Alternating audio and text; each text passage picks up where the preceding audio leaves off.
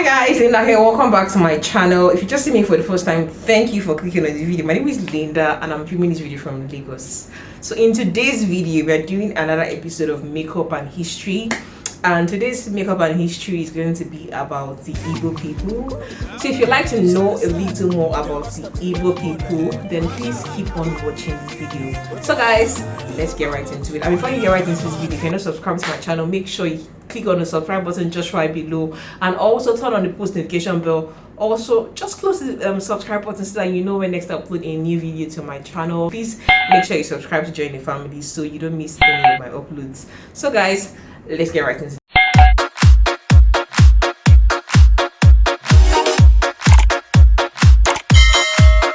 I already did my foundation off camera and also did my brows off camera.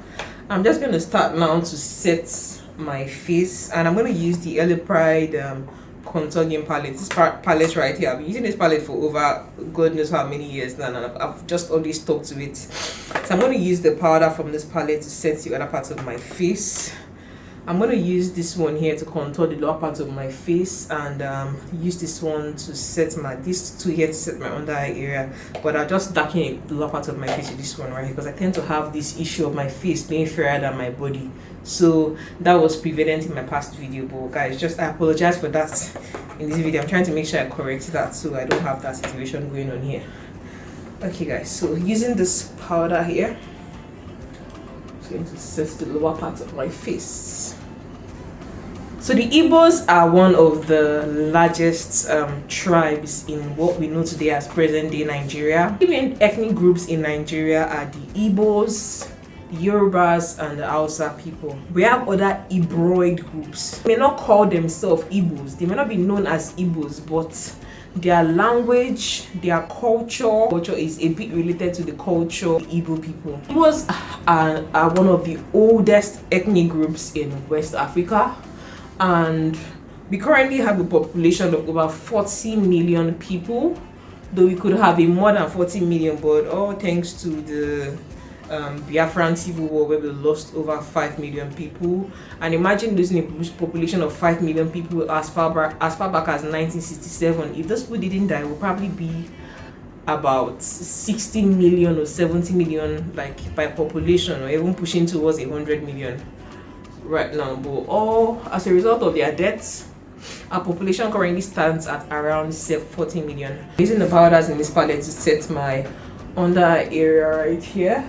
I've always believed in the existence of a supreme being which they knew to be Chukwu, and some knew God to be known as Chukwu Okike, that is God the creator. So they believe that Chukwu Okike created the whole of the earth, created everything on earth, and Chukwu Okike is known as their supreme being. Though the Igbos also believed in the presence of smaller gods, smaller deities. So it's more like they still had they still believed in other gods. They still, I don't want to say they worshipped idols or something, but they had graven images which they carved out from wood and bronzes and molded whatever, which they also worshipped despite they believed in the existence of a supreme being. So it was a case of they were mixing their belief in God with also their beliefs in lesser gods which they believe in. So culturally, the Igbos, you can't, like in Igbo land, you can't do anything. You can't do anything without yam. If you are going to be, that's why we have things like the New Yam Festival in Igbo land, because yam is a staple food in any Igbo home, because yam was just yam is our food. And yam, things like yam, nede, that's cocoyam, those are things that are predominantly ate in by the Igbo people. And the Igbos have a calendar system which is different from the present day calendar system. We have 4 market days which are known as Eke, Nkwo, Afo, and Ori. And from these 4 market days, we had 7 weeks made up a month in the Igbo calendar. So we had 4 days in a week and 7 weeks to make a month in Igbo calendar. Because of the way the market days were named, such as we had Eke, Afo, Ori, and Onko, people also named their children after these market days. We had names such as Okori, Eke, Nwankwo, Nwafo. People were named after these market days. The money system that the Igbo people used as far back as the 19th, 16th century is known as Manila. That was the currency which was being used by the Igbo people. It was their means of exchange which they used in purchasing items or just exchanging their various farm produce for money, which was known to the Igbos as Manila. The biblical genealogy of the Igbo people is traced back to the 12 tribes of Israel, which are the 12 sons of Jacob. So Jacob had 12 sons, and one of these 12 sons is Gad. And Gad is where the Igbos trace their lineage to. So Gad had 7 sons: Ziphon, Haggai, Shuni, Isbon, Eri, Arodi, and Areli.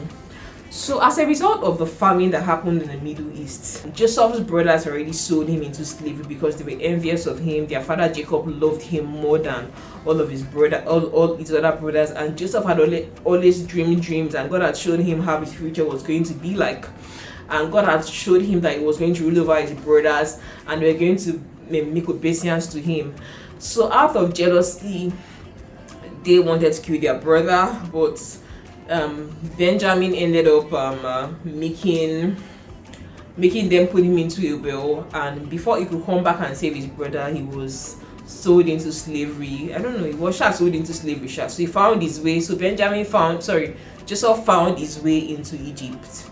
So in Egypt, Joseph was a slave. He was tending to his masters there in Egypt, and somehow he was able to interpret a dream, and from the prison he went on to become a ruler in the land of Egypt. So in the Middle East, famine struck, and people were dying. When there's famine, everybody would be looking for where they could get food, and they heard that in Egypt, they have this ruler there that was able to save food. So if you go to Egypt, you can get food, but you probably just have to sell certain things to them. Maybe if it's your camel or your horses or whatever treasures you have to sell it to them in exchange to get food. So they went to Egypt in the hopes of getting food from Egypt.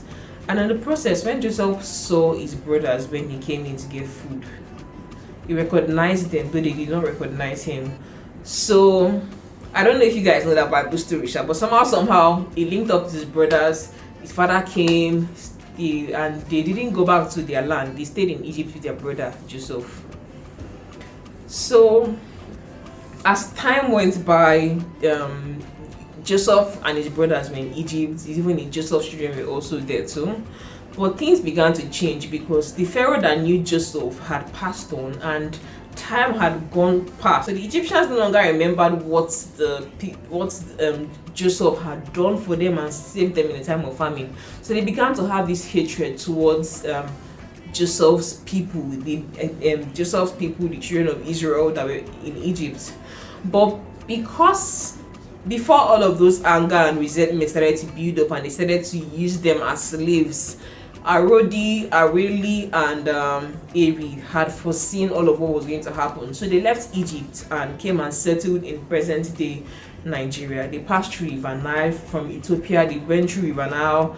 From Ethiopia, they settled in present-day Nigeria. And it can be said, not just it can be said, it's very likely that it wasn't just Eri, Arodi, and Mary that left Egypt. There must have been other companions that they have that probably didn't make it all the way down to Nigeria. Some of them may have settled in other countries, settled in other places.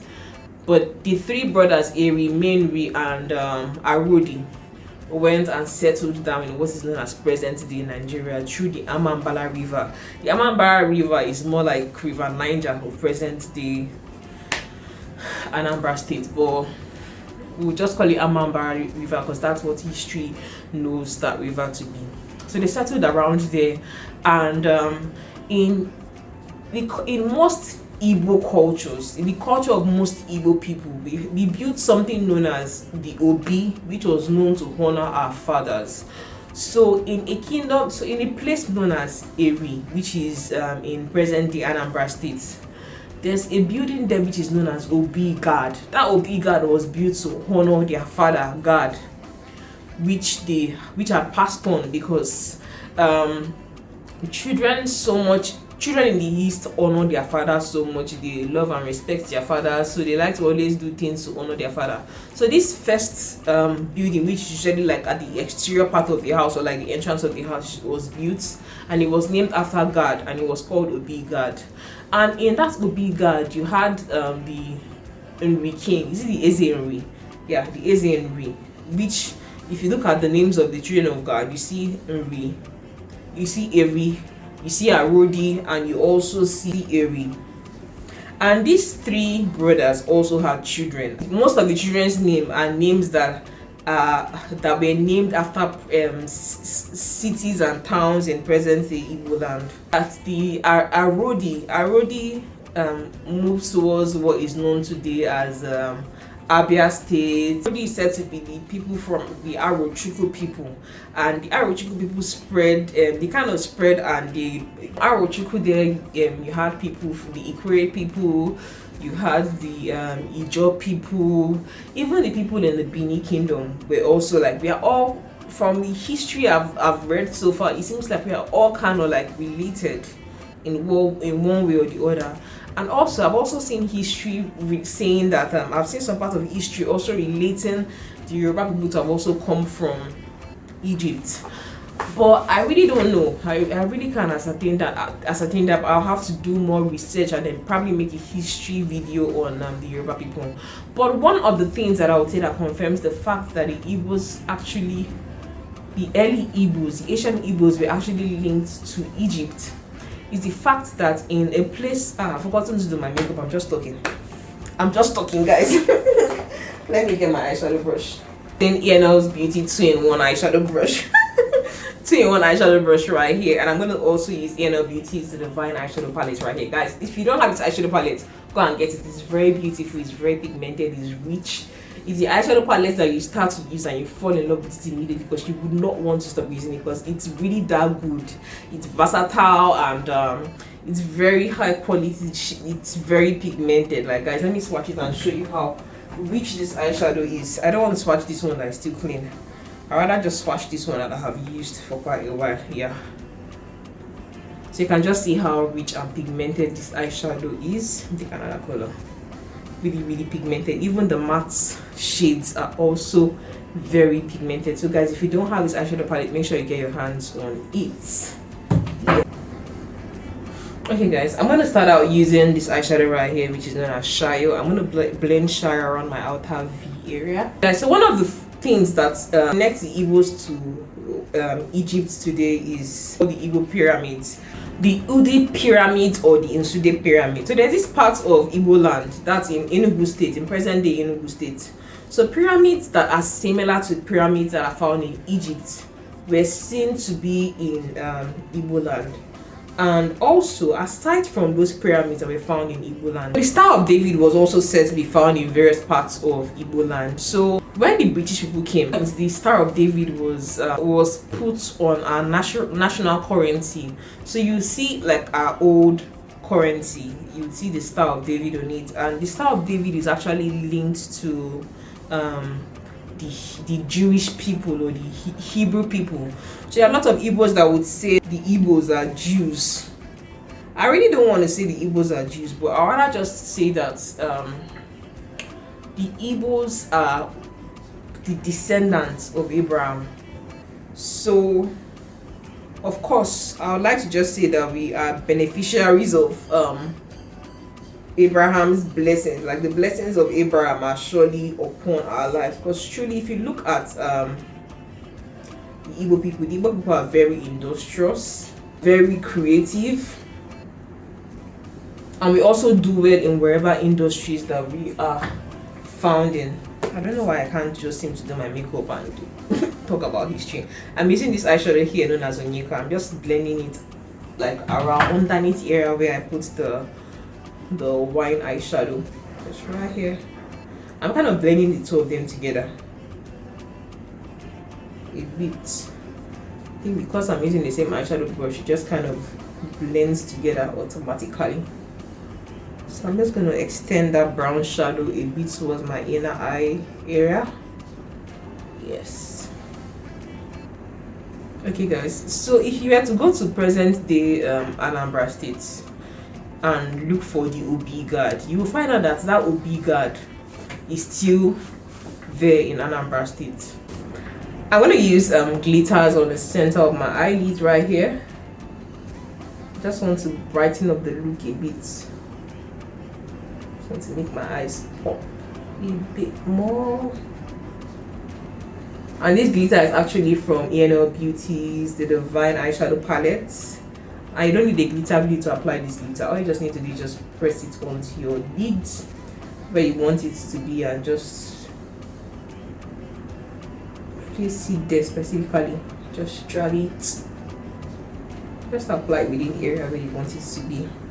Then I'm just going to go over the glitters and just blend the eyeshadow all around it.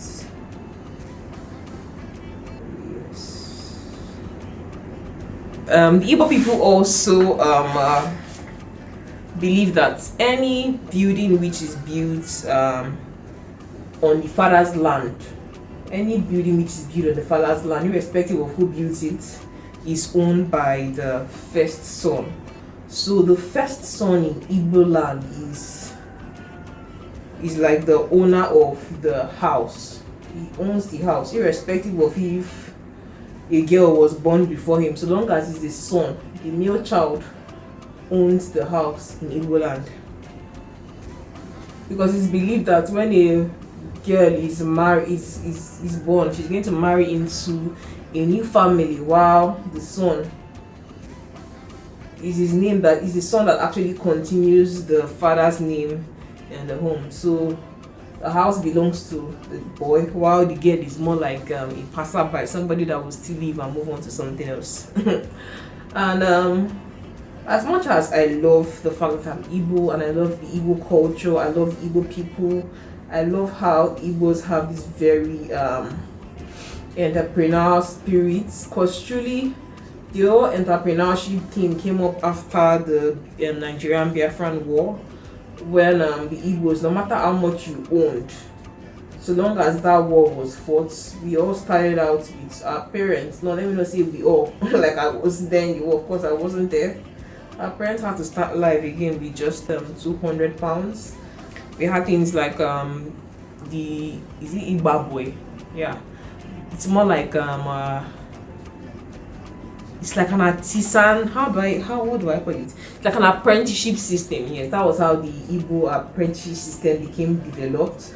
Though I really don't want to believe that it just came up from that time, but I want to believe that it's been in existence since even before this Nigerian Biafran civil war, when the Nigerian army fought against the Biafrans having their own independence.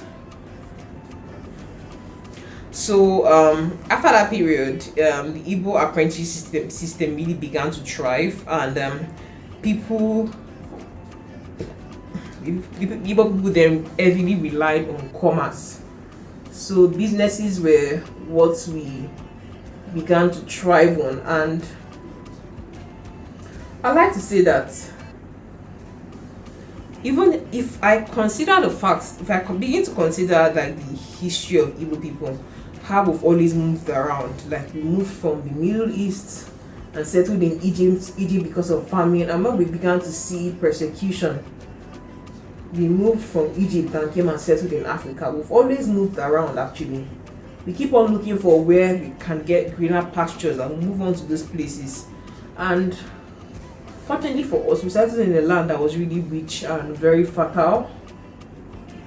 But unknown to us, there was going to come a time when we would also be hunted out, or it will probably be our own government that is now, making us want to run out of the country and settle in other parts of the world where things are working and the quality of life is better off. But we've always been movers. Actually, we never really stayed at one place. always been seeking for better and wanting better for ourselves. So I'm almost done with my eyes. I used the Oge glitter eyeshadow. Let me show you guys what it looks like. What I used for my look. I used Shayo, this wine color right here. I also used Onyeka, and I also used this Oge glitters just on the center of my eyelids right here. It's our clothing system. So way back then, we didn't wear clothes before. We didn't wear clothes before the whites came. So women only covered their private parts area, while we were left, we just leave our chest bare chested. While men also only covered their private part area and left the other parts of their bodies naked. I really can't even imagine if that's what's happening. That is what's going on right now in the world. Because really, the amount of, I don't even know.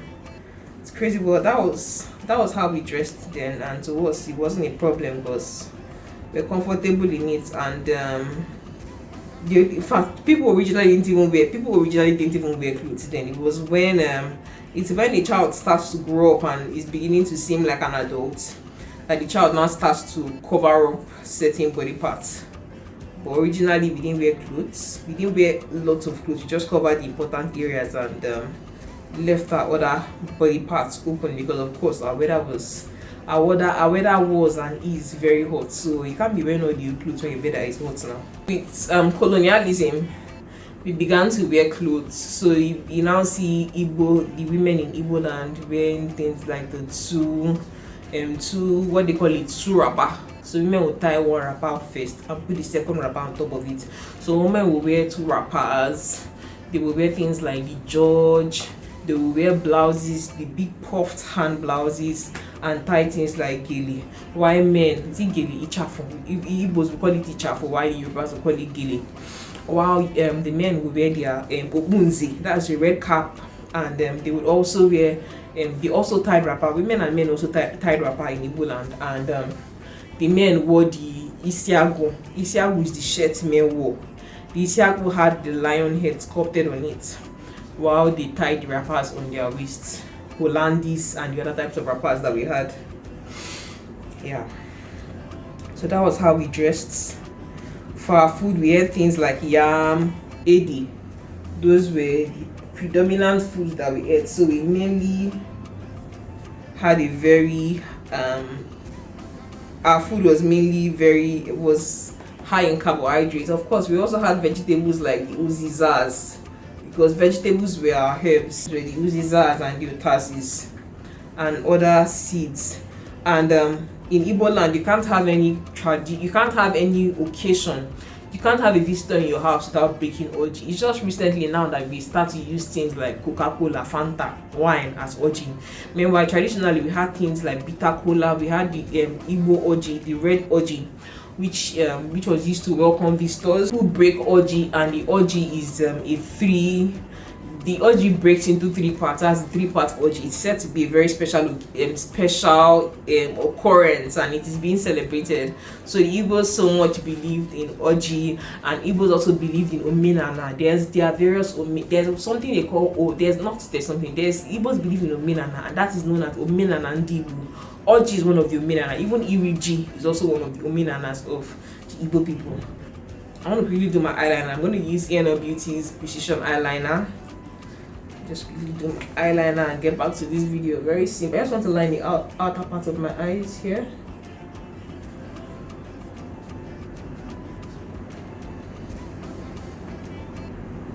Line my waterline. I'm going to use Mapbook's Extremely Soft Eyeliner Pencil.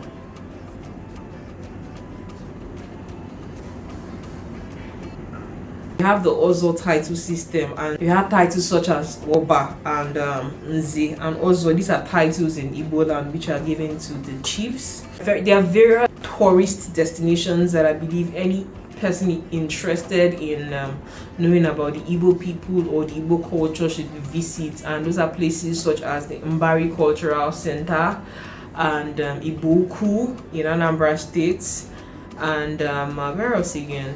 Ibuku, Mbari Cultural Center, National War Museum in Umaya. I've actually been there. I've also been to Ibuku. I've also been to Mbari Cultural Center, and Munike Cave. Obunike Cave has been used in so many epic movies. Obunike Cave, and where else again? Even that Nsude pyramid, the Udi pyramid. I would like to visit that place too. So these are places that are very historical to the Igbo people. I'll definitely urge anyone who's interested in the history of Igbos to visit these places. So guys, for my lips, I'm gonna be using ENO Beauty's liquid lipstick named Moyo. I'm gonna apply Moyo all over my lips.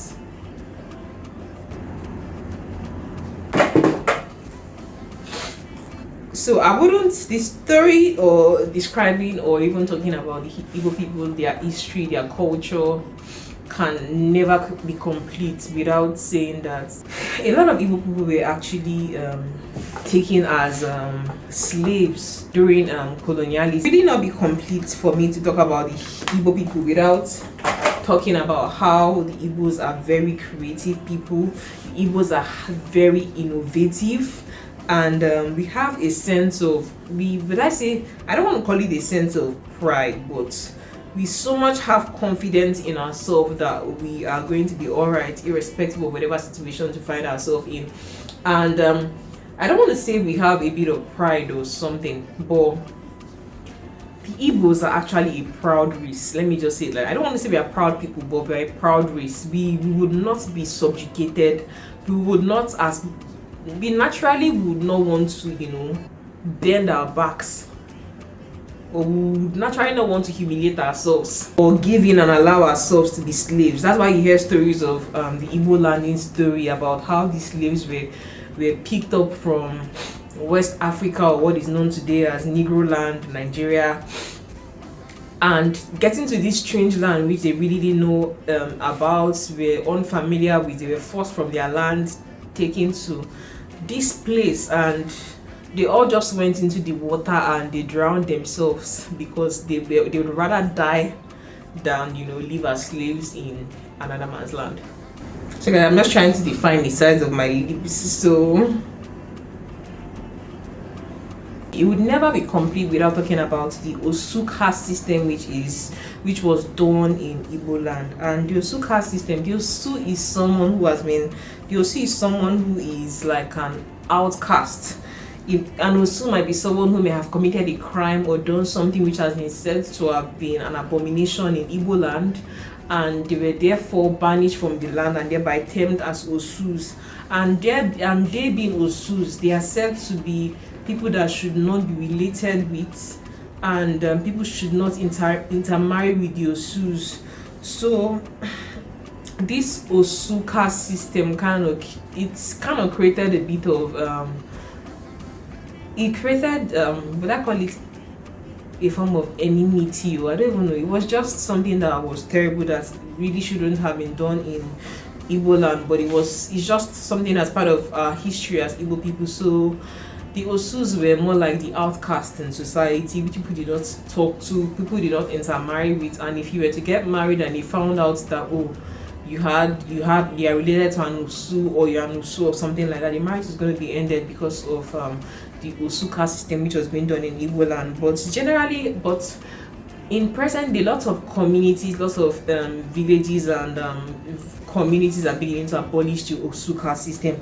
Like in my village, for instance, in Ichida, the Osu caste system has been abolished and it's no longer being practiced. And I believe in many more societies, the Osu caste system has been abolished. At least I'm sure of my own community, and I just hope that in more of the Igbo communities, that Osu caste system can actually be abolished, because really it was of no good. How do you treat some people as outcasts even if they are your own people? That's just a bad history about the Igbo people. But aside from that, the Igbos are people who love their neighbors, they like to help each other, and they support one another, they help their siblings, and we tend to have this very family focused, family love orientation, whereby we are mostly very close to our extended families and cousins and relations, and we like to travel home for Christmas, and so it's an opportunity to link up with our extended family and cousins and other family relations, because of course we love family. And as much as we go out and hustle and make all the money, when it's Easter period or December period, or it's like a mass return year, we all go back home, which is our village. We always call our village our home because it's really our home. It's where we come from. So we go back home to spend time with our family because truly we are a family people.